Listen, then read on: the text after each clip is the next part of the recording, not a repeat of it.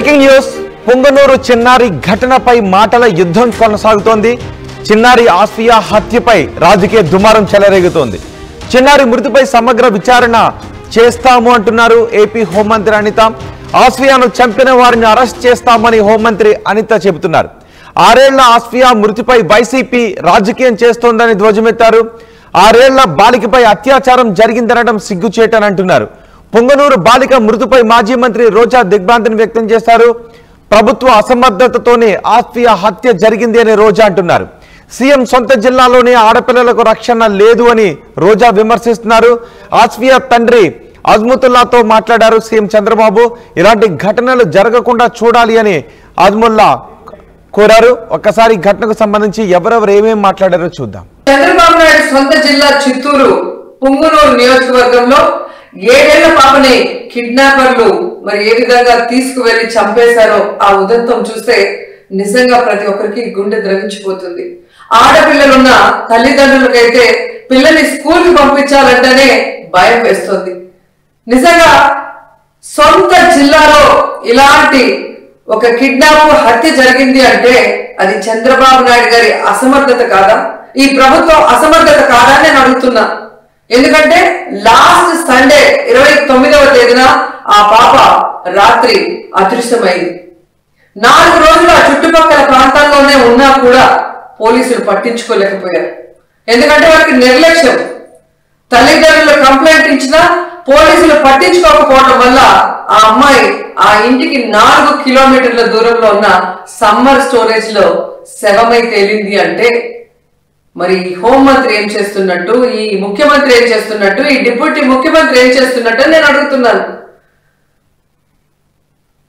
ప్రజల్ని పట్టించుకోరు, ఆడవాళ్ళ భద్రత పట్టించుకోరు, చిన్న బిడ్డల్ని చంపేస్తున్నా కూడా పట్టించుకోరు. అసలు ఈ రాష్ట్రంలో ప్రభుత్వం ఉందా? పోలీసులు ఉన్నారా? అసలు ఏం చేస్తున్నారు వీళ్ళంతా మాకు అర్థం కావట్లేదు. నిజంగా ఈరోజు ఈ రాష్ట్రంలో మీరు చూస్తే ఎంతసేపు పోలీసుల్ని తమ కక్ష సాధింపు చర్యల కోసం తమ రెడ్ బుక్ రాజ్యాంగంలో ఎవరి పేర్లైతే రాసుకున్నారో వాళ్ళ మీద ఎలా తప్పుడు కేసులు పెట్టాలా, వాళ్ళని ఎలా కొట్టాలా, వాళ్ళు ఏ విధంగా కేసుల్లో ఇరికించాలా అన్న దాని మీదే పోలీసులు ఉపయోగిస్తున్నారు. కానీ ఈ రాష్ట్రంలో మహిళల భద్రత కోసం కానీ, పసిబిడ్డల భద్రత కోసం కానీ, చిన్న బిడ్డల భద్రత కోసం కానీ ఎప్పుడైనా ఉపయోగించారని నేను అడుగుతున్నా. మదనపల్లిలో ఫైల్ కాలితే హెలికాప్టర్ లో డీజీపీ గారిని పంపిస్తారు. కానీ ఈ రాష్ట్రంలో ఆడపిల్లల్ని కిడ్నాప్ చేసినా, చంపేసినా, రేప్ చేసినా మట్టు హెలికాప్టర్లలో డీజీపీని పంపి ఆ ఫైళ్లకు ఉన్న విలువ కూడా ఆడపిల్లలకి లేదా మీ ప్రభుత్వంలో?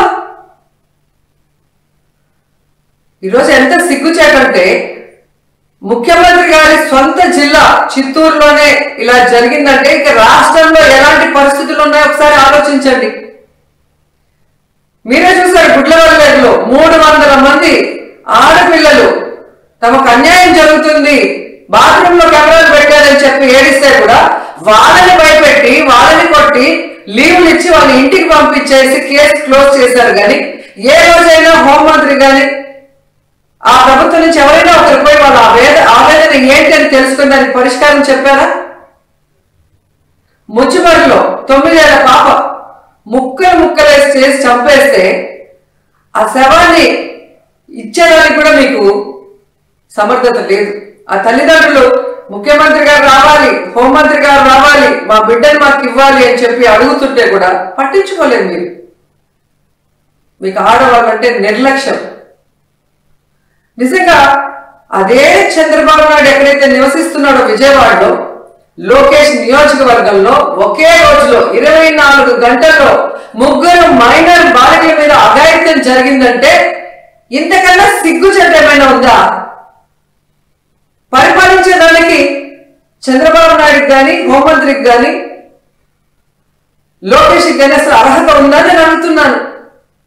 అసలు హోంమంత్రి గారు అయితే ఆమె పక్క నియోజకవర్గం యనమంచల్ నియోజకవర్గం రాంబిల్లిలో ఒక కుటుంబం ఒక నేరస్తుడు తమ బిడ్డని బెదిరిస్తున్నాడు కాపాడండి అని అడిగినా కూడా పట్టించుకోలేదు.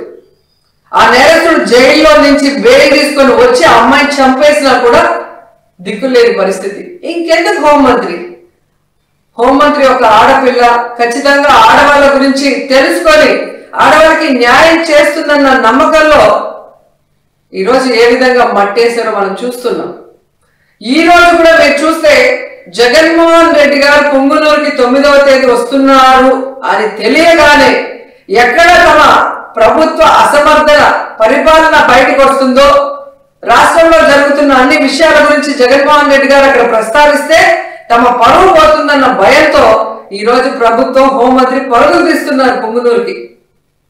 మరి ఎందుకు నీ పక్క నియోజకవర్గంలో నువ్వు వెళ్ళలేదు? ముచ్చిమరికి ఎందుకు వెళ్ళలేదు? గుడ్లవెల్లకి ఎందుకు వెళ్ళలేదు? అలాగే లోకేష్ గారి నియోజకవర్గానికి ఎందుకు వెళ్ళలేదు? బాధ్యత లేదా హోంమంత్రికి? బాధ్యత లేదా ముఖ్యమంత్రికి? బాధ్యత లేదా డిప్యూటీ ముఖ్యమంత్రికి? ఇప్పటికైనా జగన్మోహన్ రెడ్డి గారి మీద కక్ష సాధింపుతో ఆయన తీసుకొచ్చిన దిశ యాప్ ని, దిశ పోలీస్ స్టేషన్ ని, అలాగే మహిళా పోలీసుల్ని నిర్వీర్యం చేయడం కాదు, వాటిని బలోపేతం చేసి మహిళల్ని రక్షించే బాధ్యత తీసుకోండి. ఎందుకంటే ఇంతవరకు ఒక్క క్యాబినెట్ లో కూడా మీరు మహిళా భద్రత కోసం చర్చించలేదు. మహిళా భద్రత కోసం ఒక్క జీవో తీసుకురాలేదు. మహిళా భద్రత కోసం ఒక్క వ్యవస్థను కూడా తీసుకురాలేదు. కనీసం ఎప్పుడైనా బుద్ధి తెచ్చుకొని మిమ్మల్ని కన్నది కూడా ఒక ఆడదే తల్లి.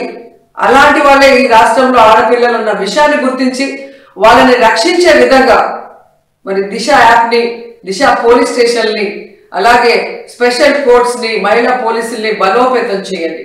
అండ్ ముఖ్యంగా మేము డిమాండ్ చేస్తుంది, పొంగునూరులో 7 ఏళ్ల ఆ పసిబాలికని చంపిన వాళ్ళని వెంటనే అరెస్ట్ చేయాలని కూడా డిమాండ్ చేస్తుంది. పొంగునూరు కాన్స్టిట్యున్సీలో పొంగునూరు టౌన్ లో 29వ తారీఖున రాత్రి 7:30 గంటలకి ఒక మైనర్ 6 సంవత్సరాల మైనర్ బాలిక అపహరణకు గురవటం మనందరికీ కూడా తెలుసు.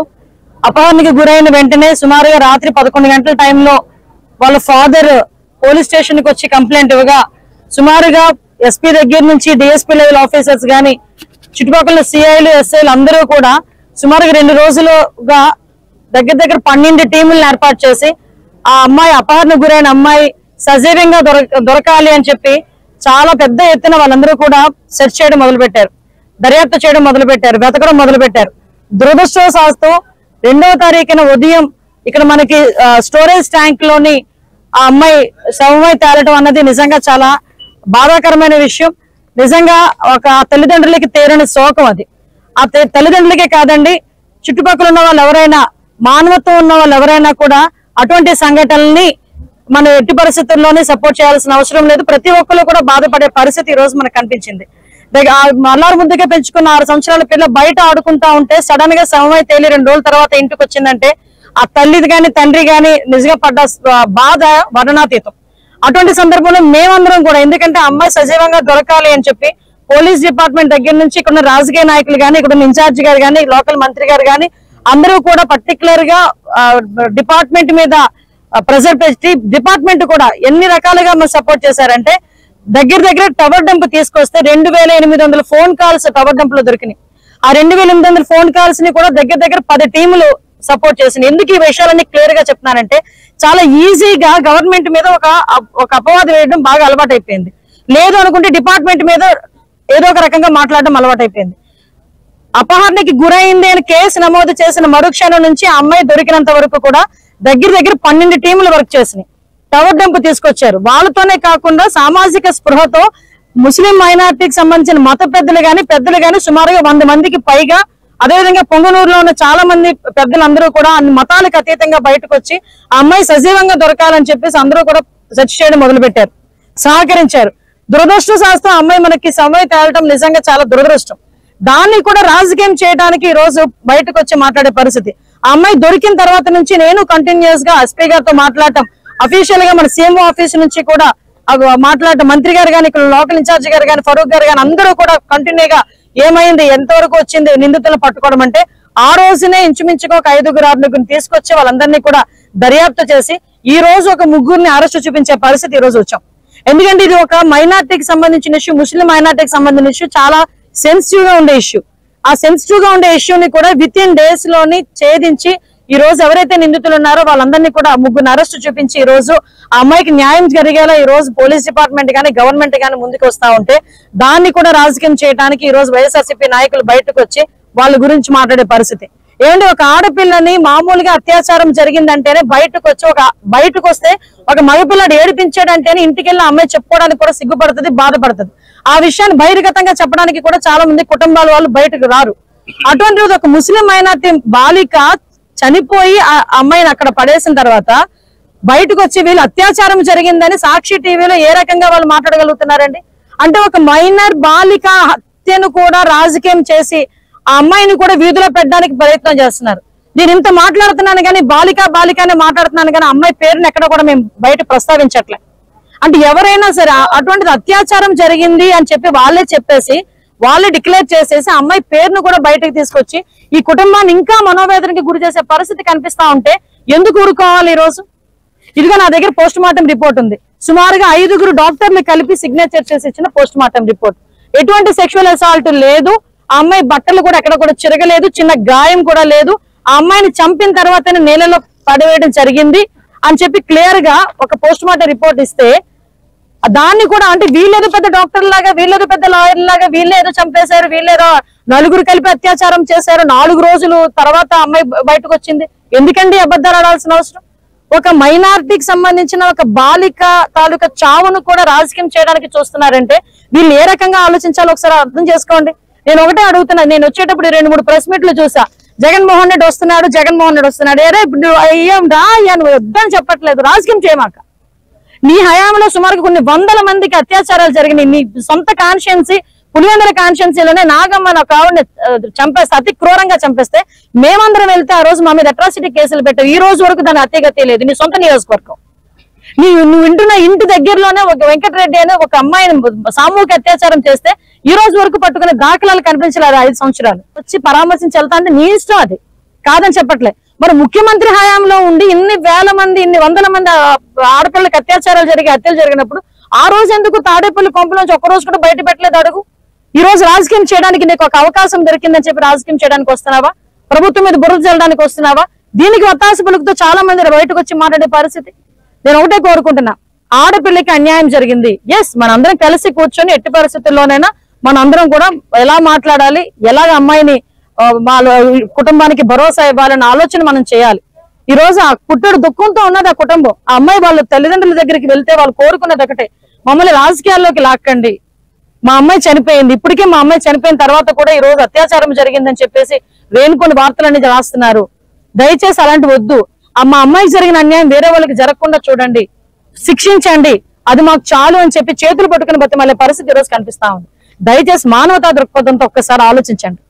మనం చేస్తున్న పని ఏంటో అన్నది ఒక్కసారి ఆలోచించండి.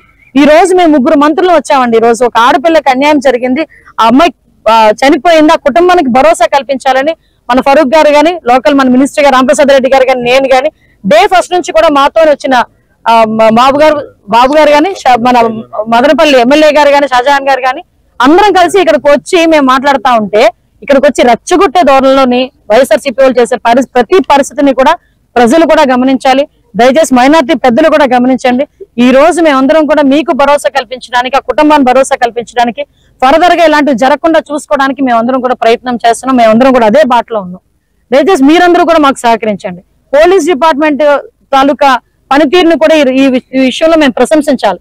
ఎందుకంటే 5 రోజులు మేం కాదండి, వీళ్ళు చెప్తున్నారు, ఆ తల్లిదండ్రులు చెప్తున్నారు. డిపార్ట్మెంట్ గారు కంటిన్యూగా ఉన్నారండి, మా దగ్గర ఎంక్వైరీ చేస్తున్నారండి, ఎంక్వైరీ చేసి మాకు సహకరించారండి. మీరు బయటకు వచ్చి నోటుకు వచ్చినట్టు మాట్లాడతారు.